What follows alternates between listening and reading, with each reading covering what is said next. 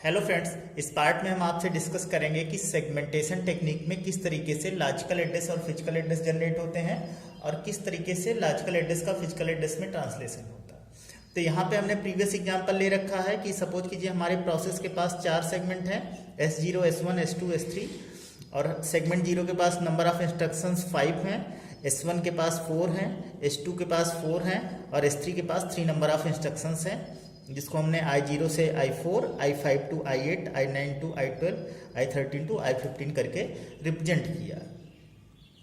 अब जब ये सेगमेंट्स हमारे फिजिकल मेमोरी या मेन मेमोरी में जा रहे हैं तो सपोज कीजिए S0 सेगमेंट 100 लोकेशन पे स्टोर हो रहा है, S1 सेगमेंट 110 लोकेशन पे स्टोर हो रहा है, S2 सेगमेंट 120 लोकेशन पे स्टोर हो रहा है और S3 सेगमेंट 125 लोकेशन पे स्टोर हो रहा है। तो इसकी इंफॉर्मेशन हम कहाँ पे रखेंगे? सेगमेंट टेबल में। तो हमने आपसे पहले भी बताया था, सेगमेंट टेबल में आप 2 चीजें रखते हैं। एक, सेगमेंट का लिमिट क्या है, लिमिट क्या इंडिकेट करेगा, उसमें उसकी साइज क्या है, कितने नंबर ऑफ इंस्ट्रक्शंस उसमें हैं। तो S0 में कितने इंस्ट्रक्शंस थे? 5। तो S0 के सामने लिमिट में हमने क्या रखा? 5। S1 में हमने क्या रख दिया? 4। S2 के लिमिट में हमने क्या वैल्यू रख दी? 4 और S3 के लिमिट में हमने क्या वैल्यू रख दी? 4। तो लिमिट में हमने क्या रखा? हर सेगमेंट का साइज। और बेस में हम रखते हैं कि सेगमेंट जब फिजिकल मेमोरी या मेन मेमोरी में आया तो किस लोकेशन पे स्टोर हुआ। S0 कहाँ स्टार्टिंग एड्रेस क्या है? 100। S1 का स्टार्टिंग लोकेशन क्या है? 110।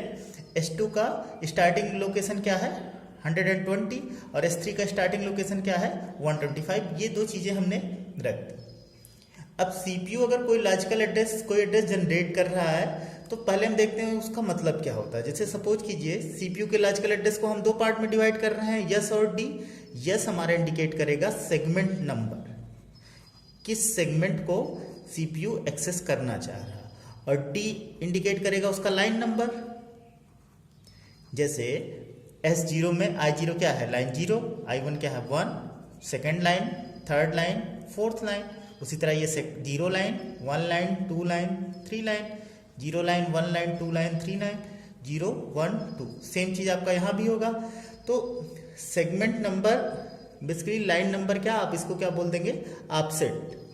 तो अगर CPU कोई एड्रेस जनरेट करेगा तो उस एड्रेस को बेसिकली हमने पहले भी डिस्कस कर चुके हैं, CPU कहाँ का एड्रेस जनरेट करता है? सेकेंडरी मेमोरी का एड्रेस जनरेट करता है। तो उसी को हम क्या बोलते थे? Logical address. तो CPU यहाँ पे जो भी एड्रेस जनरेट करेगा लॉजिकल एड्रेस, उसके 2 पार्ट होंगे। एक, वो किस सेगमेंट से बिलोंग करता है, उस सेगमेंट का कौन सा लाइन नंबर है। सपोज करिए CPU I3 एक्सेस करना चाह रहा है तो उसके लिए लॉजिकल एड्रेस क्या जनरेट करेगा? I3 हमारा किस सेगमेंट में है, या यहाँ भी देख सकते हैं सेगमेंट नंबर 0 का पार्ट है।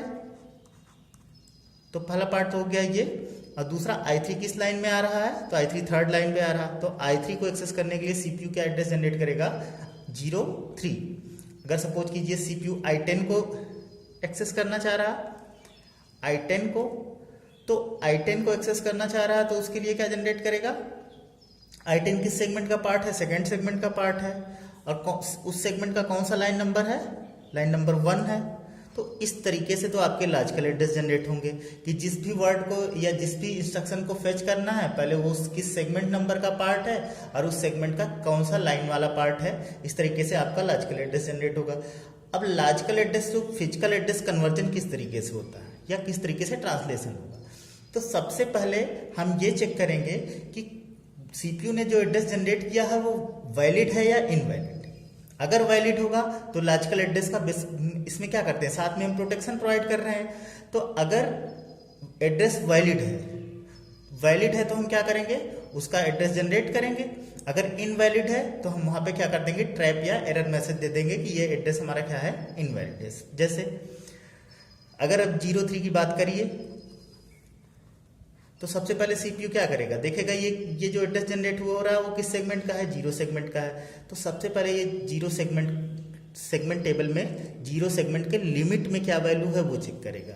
तो यहाँ लिमिट में क्या वैल्यू है? 5 है। तो चेक किया जाएगा इसके ऑफसेट से, क्या हमारा 3 लेस देन 5 के है? यहाँ से 5 आया और यहाँ से क्या आया? 3 आया। अगर ये कंडीशन ट्रू होती है तो इसका मतलब हमारा एड्रेस क्या है? वैलिड। अगर ये कंडीशन फॉल्स होती है जिसका मतलब हमारा एड्रेस क्या है? इनवैलिड। भाई सेगमेंट 0 में कितने वर्ड्स हैं? 5। तो अगर ऑफसेट की वैल्यू 0 1 2 3 4 5 यहाँ 0 1 2 3 4 यहाँ तक आ रही है तो ठीक है, इससे ज़्यादा या इसके इक्वल आ रही है तो इसका मतलब क्या है कि हमारा एड्रेस जो है वो क्या है, इनवैलिड है। तो वही सेम चीज़ हो रहा है। तो 3 यहाँ पे 3 थर्ड नंबर की लाइन एग्जिस्ट कर रही है, तो ये आपका क्या है, वैलिड है। और जब वैलिड होगा तो इस 3 वैल्यू को जिस सेगमेंट का पार्ट हो उसके बेस एड्रेस में जो भी वैल्यू होगा उसको हम उससे हम क्या कर देंगे, ऐड कर देंगे। तो इसके बेस में क्या है, 100 है, तो 0 + 100 मीन्स आपका क्या हो जाएगा, 100। ये आपका क्या हो जाएगा, 03 का फिजिकल एड्रेस। बेसिकली आपका 03 क्या था, I3। तो आप देख भी सकते हैं I3 आपका किस मेमोरी लोकेशन पे आ रहा, 103 लोकेशन पे आ रहा। इसी तरह मान लीजिए CPU ने जनरेट किया एड्रेस I10 के लिए 21, तो सबसे पहले हम देखेंगे कि हमारा वैलिड है कि इनवैलिड। भाई 1th लाइन सेकंड सेगमेंट में एग्जिस्ट करती है कि नहीं, सेकंड सेगमेंट की साइज हमारी क्या है, 4 है, तो ये एड्रेस हमारा क्या है, वैलिड है। तो वैलिड है तो इसके हम देख लेंगे इसके सेगमेंट टेबल में कि इसके बेस रजिस्टर में सेकंड सेगमेंट के बेस रजिस्टर में क्या वैल्यू है, तो 120 है। तो 120 में हम क्या करेंगे, ऑफसेट को ऐड कर देंगे। तो हमारा इसके करस्पॉन्डिंग हमारा फिजिकल एड्रेस क्या हो जाएगा, 120 प्लस ऑफसेट को ऐड कर दीजिए 1, मीन्स I10 आपका कहाँ पे होगा, 121 लोकेशन पे। आप यहाँ देख सकते हैं I10 हमारा कहाँ पे है, 121 लोकेशन पे। कुछ और एग्जाम्पल देखिए, जैसे पहले यहाँ सेम एग्जाम्पल के लिए हमने क्या किया है, सारे कुछ इंस्ट्रक्शंस के लॉजिकल और फिजिकल एड्रेस हम कंप्यूट कर रहे हैं। तो I0 से लेके I4 तक हमने क्या माना था, किस सेगमेंट का पार्ट है, सेगमेंट 0 का पार्ट है। तो यहाँ सारे आपके सेगमेंट नंबर क्या हो जाएंगे, 0 हो जाएंगे। और I5 I6 I7 हमने क्या माना था, किस सेगमेंट का पार्ट है, 1th सेगमेंट का पार्ट है। तो यहाँ सब पे सेगमेंट नंबर क्या हो जाएगा, 1 हो जाएंगे। अब I0 हमारा किस सेगमेंट का पार्ट है, 0 सेगमेंट का पार्ट है, अरे 0th लाइन है। I1 आपका 1th लाइन है, I2 आपका 1th लाइन है, I3 आपका I3 आपका 3rd लाइन है, I4 आपका 4th लाइन है। तो मीन्स I0 का लॉजिकल एड्रेस क्या हो गया, 0 0। I1 का लॉजिकल एड्रेस क्या हो गया, 0 1। I2 का लॉजिकल एड्रेस क्या हो गया, 0 2। I3 का लॉजिकल एड्रेस क्या हो गया, 0 3। I3 का लॉजिकल एड्रेस क्या हो गया, 0 4। इस तरीके से हम लॉजिकल एड्रेस कैलकुलेट करेंगे। फिजिकल एड्रेस की बात करें, इस तरह यहाँ पे लॉजिकल एड्रेस क्या हो जाएगा, 1 0 1 1 एंड 1 2। अब अगर इन सबके फिजिकल एड्रेस आप कैलकुलेट कीजिए, तो फिजिकल एड्रेस के लिए कुछ मत कीजिए, खाली आप बेस उस देखिए किस सेगमेंट का पार्ट है। जैसे आपको देखना है 0 0, तो मतलब किस सेगमेंट की बात कर रहे हैं, 0 सेगमेंट का। अब 0 सेगमेंट के बेस पे देखें हम क्या वैल्यू है, 100। तो 100 का लाइन नंबर कौन सा चाहिए, 0। तो इसका फिजिकल एड्रेस क्या हो जाएगा, 100 + 0।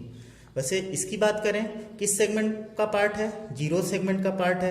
0 सेगमेंट का बेस एड्रेस में क्या वैल्यू है, बेस वैल्यू क्या है, 100। तो 100 कीजिए प्लस इसका ऑफसेट क्या था, 1, 101। उसी तरह ये सारे का बेस क्या आएगा, 100 आएगा। और यहाँ पे क्या करेंगे आप, 2, यहाँ पे क्या करेंगे 3, यहाँ पे क्या करेंगे 4। मीन्स आपका यहाँ का फिजिकल एड्रेस क्या हो गया, 100 हो गया। इसका आपका फिजिकल एड्रेस क्या हो गया, 101। इसका फिजिकल एड्रेस 102। इसका फिजिकल एड्रेस 103। इसका फिजिकल एड्रेस 104। 10 का आपको फिजिकल एड्रेस चाहिए, तो 1th का बेस में देख लें वैल्यू क्या है, 1th का बेस में वैल्यू क्या है, 110। तो मीन्स अब क्या कीजिए, ये तीनों आपके सेगमेंट 1 के पार्ट हैं, तो 1 1 0 1 1 0 प्लस ये लाइन नंबर क्या है, 0 1 2। मीन्स आपका इसका फिजिकल एड्रेस क्या हो जाएगा, 110 111 112। ध्यान देने की बात है कि यहाँ पे हम वैलिड एड्रेस वैलिडिटी नहीं चेक कर रहे हैं, क्योंकि हमें पता है ये सारे क्या हैं, वैलिड एड्रेस हैं। I0 से I4 आपका वैलिड एड्रेस था, सेगमेंट 0 का पार्ट था, और I5 से I7 आपका सेगमेंट 1 का पार्ट था। तो ये सारे एड्रेस हमने direct logical to physical translation कर लिया, वैलिडिटी नहीं चेक की। नेक्स्ट पार्ट में कुछ इंपॉर्टेंट एग्जाम्पल के थ्रू हम कुछ और एग्जाम्पल के थ्रू देखते हैं कि सेगमेंटेशन में किस तरीके से प्रॉब्लम आते हैं और उन्हें आप कैसे सॉल्व करेंगे। Thank you.